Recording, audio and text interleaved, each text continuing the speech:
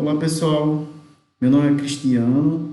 Hoje nós iremos trabalhar o seguinte assunto: adaptações dos seres vivos. Então, o que seria uma adaptação? Basicamente, são características presentes no corpo dos seres vivos que vão conferir alguma vantagem para esse ser vivo, ou para viver em um determinado ambiente, ou para fugir de predadores, ou para capturar presas com mais facilidade. Por exemplo, nós temos em algumas espécies de macacos a presença de uma cauda que tem a habilidade de segurar, de se prender em objetos, que é uma cauda chamada cauda preêncio. Tá? Então pensem, o macaco arborícola vai passar a vida toda dele em cima de uma árvore. São poucas as vezes que ele desce dessas árvores. Então, um quinto membro, um membro extra que ajude esse animal a se deslocar por essas árvores ou para se prender em algumas situações, vai aumentar o sucesso desse animal nesse ambiente em que ele vive, ok? Então, as adaptações são basicamente relacionadas à água, ou para economizar a água que você já obteve, ou para obter água do solo, adaptações relacionadas ao calor ou ao frio e adaptações relacionadas à sobrevivência. Então, vamos ver todas as principais adaptações, tanto de plantas como de animais, relacionadas a esses fatores. Inicialmente, a gente vai ver algumas adaptações das plantas, tá? Então, plantas que vivem em locais secos vão ter adaptações para permitir que ela viva no ambiente sem que perca muita água. Então, a principal adaptação das plantas é ter folhas com tamanho reduzido, já que a folha perde água através dos estômatos. Então, essas plantas vão ter folhas com tamanho reduzido, assim reduzem a perda de água e conseguem viver nesse ambiente. Tem um caso extremo que é o caso dos cactos, que nesse caso eles vão ter espinhos no lugar das folhas. Então, esses espinhos, ao mesmo tempo que servem para proteger da perda de água, também vão proteger de predadores, né? Bom, aqui são imagens que mostram plantas que estão presentes em locais que têm muita umidade e que são sombreados. A folha é importante para que a planta realize a fotossíntese e assim consiga obter o alimento que ela precisa para viver, certo? Então, essa folha precisa receber a luz do sol para que realize a fotossíntese, mas precisa também de gás carbônico para o processo acontecer. Então, se a planta está num local onde a quantidade de luz é pequena, ela precisa de uma folha grande para conseguir obter a maior quantidade de luz possível, tá? E também, se ela está num ambiente muito úmido, a planta não vai ter a preocupação de perder água através da folha. Então, plantas que estão em ambientes secos têm folhas reduzidas e plantas que estão em ambientes com muita umidade e que tem muita chuva, que a chuva é frequente, vão ter folhas com tamanho maior do que essas plantas de ambientes secos. Uma outra adaptação é em relação à raiz. Então, plantas que vivem em locais secos geralmente vão ter raízes ramificadas, raízes que têm várias ramificações e assim vão conseguir obter mais água, e também raízes que ficam mais profundas. Então, a raiz mais profunda vai conseguir obter água em regiões mais profundas do solo, coisa que uma raiz com um tamanho reduzido não iria conseguir. Então, essa água que essas raízes vão buscar vai ficar basicamente em lençóis freáticos. Os lençóis freáticos são reservatórios de água que ficam embaixo do solo. Então, quando ocorre chuva, por exemplo, boa parte da água da chuva vai infiltrar no solo e vai ficar acumulada nesses reservatórios naturais, que são chamados lençóis freáticos. Então, quando a árvore tem uma raiz com um tamanho avantajado, uma raiz que consiga chegar a esse reservatório de água, aquela preocupação que a árvore teria em relação à quantidade de água que chega para ela durante o dia vai meio que ser sanada, né? Já que ela consegue obter essa água que está armazenada no solo, ok? Uma outra adaptação é ter caules que conseguem armazenar água, que é o caso do baobá, por exemplo. Então, o baobá é uma planta que ocorre em alguns países da África e ele tem o caule, o tronco, bem avantajado. Esse tronco tem a capacidade de armazenar água, da mesma forma que ocorre com os cactos. Então, o cacto vai ter um sistema de armazenamento de água no caule dele, tá? Então, o baobá consegue viver em locais onde a temperatura é quente, né? Onde a disponibilidade de água é pequena, graças a esse sistema de armazenamento de água em seu caule. Bom, agora a gente vai ver algumas adaptações de animais para conseguirem viver em ambientes secos. Bom, primeiro a gente vai falar dos répteis. Os répteis vão ter uma pele impermeável. É uma pele que não permite a perda de água, tá? Então, essa foi a estratégia que esse grupo desenvolveu, né, ao longo da evolução para permitir que eles vivam em locais onde a quantidade de água é reduzida. Se um animal que perde água pela pele, como, por exemplo, um anfíbio, em que a pele é permeável, ele consegue respirar através da pele, mas ao mesmo tempo ele consegue perder água, esse animal vai ter uma limitação de ambiente onde ele pode viver. Porque se ele ficar num local muito quente, ele vai perder muita água, vai ficar desidratado e pode morrer. Os répteis resolveram esse problema tornando a pele impermeável, tá? E isso permite que o animal consiga viver em ambientes onde antes os antecessores deles, né, não conseguiriam viver. Em relação à pele impermeável, tem uma consequência para os répteis, tá? As cobras, por exemplo, têm que trocar de pele. Por quê? Como a pele delas é impermeável, essa pele impermeável vai limitar o crescimento do animal. Então, periodicamente, as serpentes precisam trocar de pele para poder aumentar o tamanho do corpo, para poder crescer. Bom, outra adaptação dos animais a ambientes secos é eliminar fezes com uma baixa quantidade de água, fezes secas, e também urina com uma pouca concentração de água. Essas fezes são formadas, obviamente, no intestino grosso, né, dos mamíferos. Esses mamíferos vão ter uma maior absorção de água no intestino, então essas fezes vão sair secas justamente porque o intestino absorve a maior quantidade de água possível dessas fezes, já que o ambiente em que o animal está, a quantidade de água disponível não é tão grande. E em relação à urina, quando os rins estão produzindo a urina, no processo de produção de urina vai ocorrer uma reabsorção de água e a urina formada vai ser uma urina onde a concentração de água é baixa e a concentração de sais é alta, justamente para que o animal consiga economizar a água. Agora eu vou mostrar para vocês algumas adaptações relacionadas à temperatura, ou ao calor ou ao frio, certo? Então, a primeira é o fato de alguns animais conseguirem viver em tocas que ficam embaixo da terra, obviamente. Esses animais que vivem em tocas vão ter um ambiente em que a temperatura é bem mais amena do que a da superfície, tá?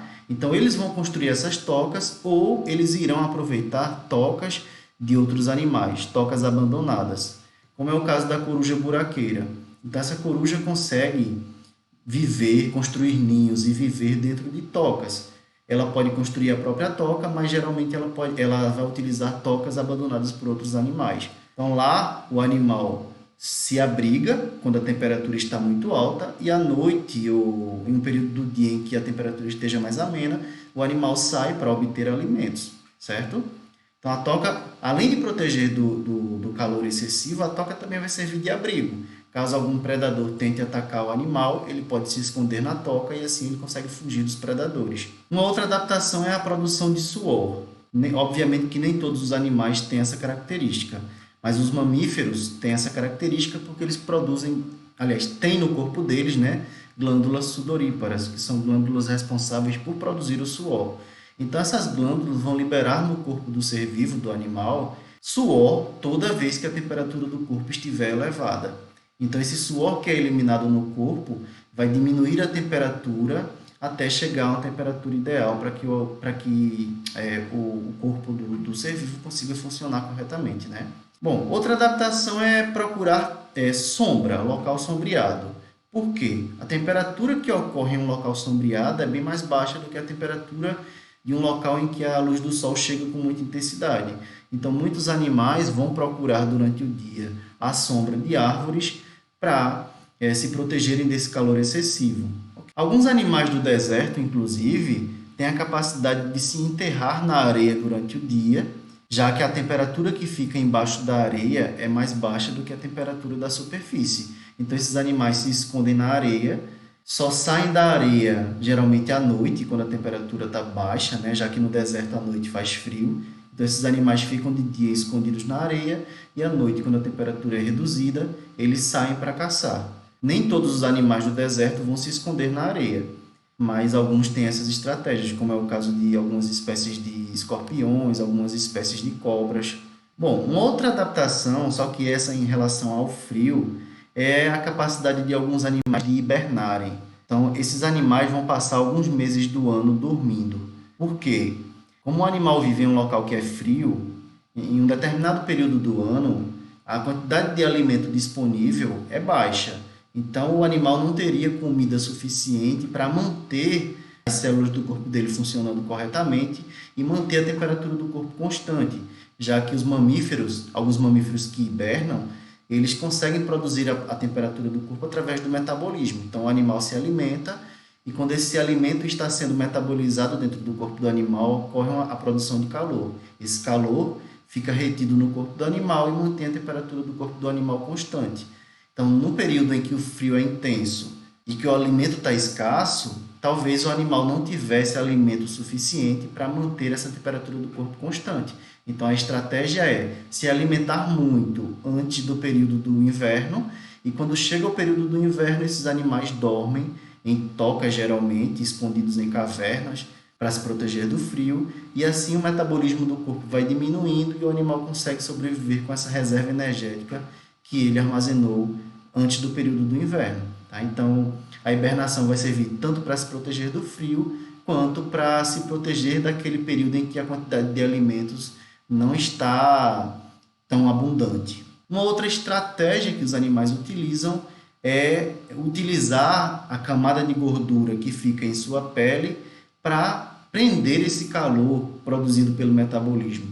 Então, animais que vivem, por exemplo, nas regiões polares, onde a temperatura é muito baixa, precisam desse reservatório de gordura, porque a gordura vai funcionar como uma barreira, como um isolante térmico. Então, todo o calor que o corpo do animal produziu fica preso, fica retido na parte interna do corpo e o animal consegue sobreviver a esse ambiente onde a temperatura é muito baixa, como é o caso dos leões marinhos, das focas, dos ursos polares.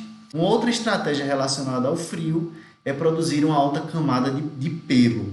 Tá? Assim como a gordura, o pelo também vai servir como uma barreira, como um isolante térmico que impede que o animal perca calor para o ambiente. Então, o urso, por exemplo, o urso polar, além de ter essa rica camada de pelos que vai protegê-lo do frio, ele também tem uma quantidade grande de gordura armazenada para protegê-lo do frio.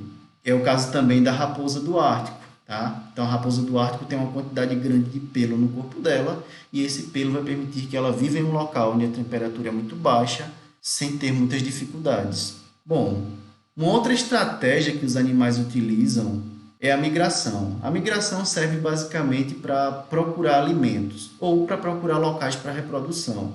Então imagina, o animal está num ambiente em que a disponibilidade de alimento é boa, só que quando chega o inverno a disponibilidade de alimento cai, né? A quantidade de alimento disponível diminui. Então o que é que o animal faz? Ele vai sair daquele local onde a quantidade de alimento está reduzida e vai procurar novos locais onde tem muito alimento para que ele possa consumir esse alimento. Ocorre muito com pássaros e também com alguns animais da África, como os gnus, que constantemente eles vão migrar daquele local onde o alimento não está em grande quantidade para os locais em que o alimento está mais abundante. Geralmente, na savana africana, essa movimentação tem a ver muito com a chuva. Então, aqueles locais onde estão chovendo, vai ocorrer a presença de grama, né? Em abundância, grama verde com bastante nutrientes, e aquele local onde a chuva não está acontecendo, a grama vai ficar reduzida, porque os animais estão consumindo ela. Se não tem água disponível, a quantidade de grama que cresce é pouco. Então o animal sai daquele local onde a disponibilidade de alimento é baixa e vai para um local onde a quantidade de alimento é suficiente para manter o bando bem alimentado. Bom, agora a gente vai ver algumas adaptações que estão relacionadas à sobrevivência do animal. Por exemplo, as zebras vão ter as pernas prontas, né, com um design pronto para que ela consiga fugir dos predadores dela, para que ela consiga manter a velocidade da corrida constante e assim permite que elas fujam de predadores como o leão. Obviamente que o leão também vai desenvolver estratégias para capturar a presa, né? No caso a zebra ou qualquer outra presa.